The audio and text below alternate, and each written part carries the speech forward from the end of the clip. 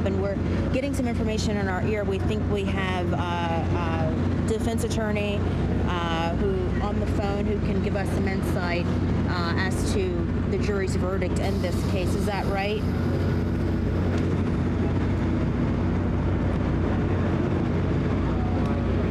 We have our legal analyst, Enrique Latoy, on the phone. Yes, I'm right here. Enrique, you have heard, I'm sure, the charges, the convictions that have come down. Any shock, any surprise to you as to what you're hearing on these charges? Well, at this present time, with the verdict that's come down, it's not something that I should say surprises me based on the evidence that came out during trial.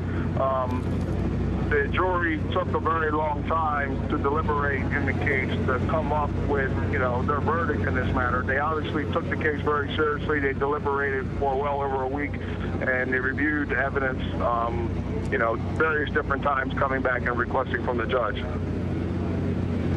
Yeah, and when you hear about the not guilty, and Doug, if you want to step in here, if you can talk to him about the not guilty charges, can you go over those for Enrique one more time, just so he can give us a little bit of sense of what may have led the jury to come to a conclusion on that? Yeah, Enrique, as Darley and I were talking about, on Baby E, that was the first not guilty of those significant charges for Kermit Gosnell, and we weren't quite sure what differentiated that one from the other three first degrees, and that was something that was, I guess, a little debatable in terms of state of life at time of the life ending.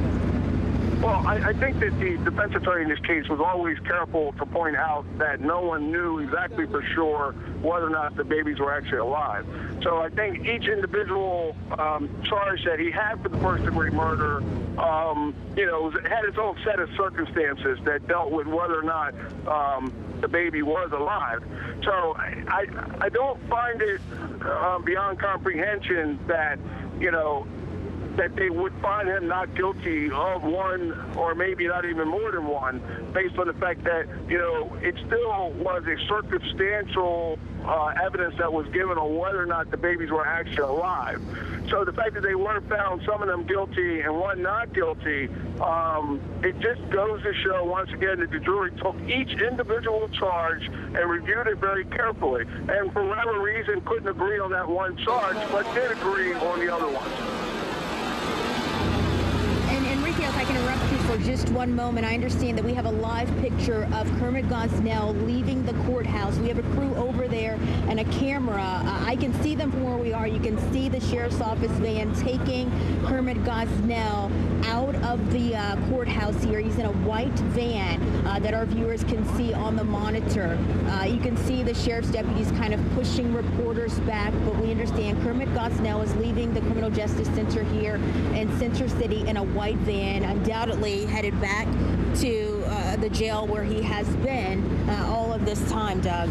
And I'll tell you, the sheriff's deputies have been very guarded about anybody near those sally ports, the garage where Kermit Gosnell was brought from his jail cell over here to the Criminal Justice Center, as well as safeguarding the jurors. This was not a sequestered jury, but oftentimes they would meet at a remote location. They would be vanned into the CJC and then leave accordingly. And there was a little rift last week where some photographers strayed down near the Sally Port there, and some of the jurors became concerned and actually spoke with the judge and said, we're very concerned because we saw media near those outlets. So the sheriff's deputies have been very, very guarded. Yeah, Enrique, if we can bring you in, can you give us a little bit of an insight? As a legal expert, you've been doing this for a number of years. What happens next? We see Kermit Gosnell leaving, headed back to the jail in that white van. Can you take us through the process of what happens with him next? Hey, one more time, I'm sorry. No, I understand. Totally understand. I just want you to kind of take us through the process of what happens with Kermit Gosnell. We see this picture of him leaving the Criminal Justice Center, headed back to the jail, of course. Take us through the process of what happens with him next. Well, what will happen is now that he'll be definitely kept in protective custody if he's not already, and probably kept under 24-hour watch.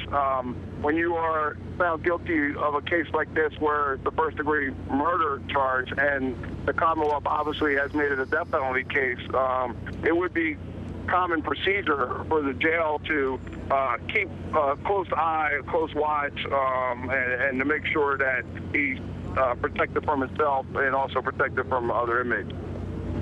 Enrique, talk just a little bit about the actual sentencing process, a first-degree conviction versus, say, a third-degree murder conviction. We know with the first degree, the judges kept the gag order in place. Third degree seemed much more relaxed in terms of sort of access and communication with counsel. But with first degree, tell us what then will happen with Kermit Gosnell as he comes back through the process. Sure.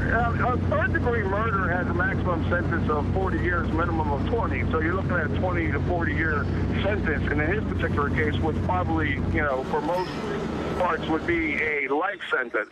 However, with the first degree, this is an automatic life sentence. Now, they will move on to the sentencing phase. The sentencing phase will then determine whether or not this will be a death penalty case. The jury in this case will have to have a unanimous, beyond a reasonable doubt, finding aggravating circumstances to indicate a death penalty in this case. And then, of course, his defense attorney, Mr. McMahon, will present evidence and present mitigating circumstances to offset the aggravating circumstances that the Commonwealth will use to have a reason to argue to the jury to argue for the death penalty. So this sentencing phase will actually be also a very long phase. I could see it easily taking a week or two to go through that phase. So it'll definitely be a long process. It's not something that will be over quickly.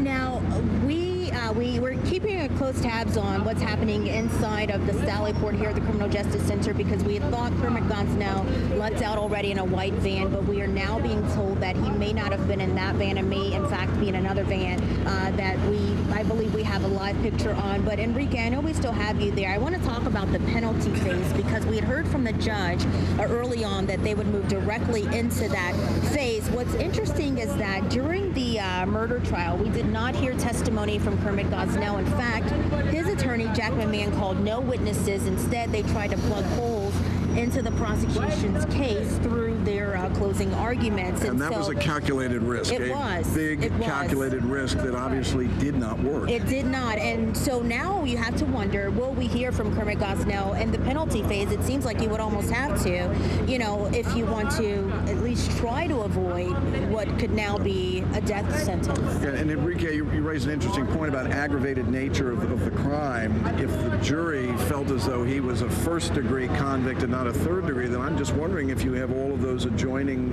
aggravating circumstances and if they would be inclined to offer a death penalty or maybe just think life is just punishment.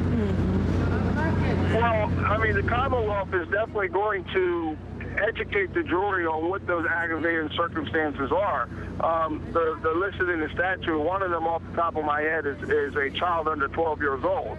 I mean, that's going to be very easy for the Commonwealth to show the jury that, these were babies that we're talking about here. Now, as far as the sentencing phase goes and Mr. Gosnell testifying, without second guessing the attorney in the case, Mr. McMahon, and what his intentions are, I would assume in similar cases like this, it's very, very common that the defendant would testify, and once again, not questioning what he's doing as his strategy for his case, but very similar cases like this. At this point, there's nothing to lose. Only his life is on the line at this point, and it would help if he were to testify and were to tell his side of the story or were to tell the jury, especially in reference to showing mitigating circumstances. He needs to show mitigating circumstances in order for this just to be a life sentence instead of a death penalty sentence.